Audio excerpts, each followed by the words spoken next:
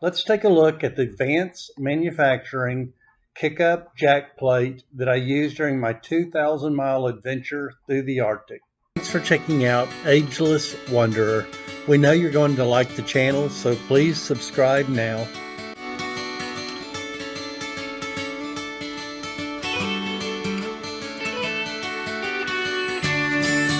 Most people thinking about a kick-up jack plate are wanting to protect their lower unit and power tilt and trim from hitting logs while they're on the way to the duck blind.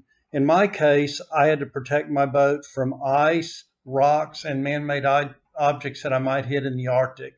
And the breakaway jack plate was the device I needed. So I'm getting ready to run over a little ice here.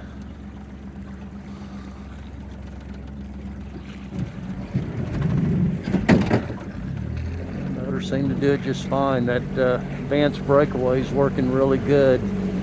But yeah, it's got little rainbows all over the place here, and just looking for holes to work my way north. And not only did I need a kick-up jack plate that was going to be tough on the water, I needed one that could handle trailering the highways and bumpy roads. I had 4,100 miles of highway just to get across the United States and Canada and up into the Yukon. Then I hit 650 miles of some of the roughest road in the world on the Dempster Highway that took me up to the Arctic Ocean. And my Vance Kick-Up Jackplate held strong. You might ask yourself, why is the Ageless Wanderer taking the time to make this video? Well, the reason why is I feel strongly about the quality and performance of the Vance Kick-Up Jackplate.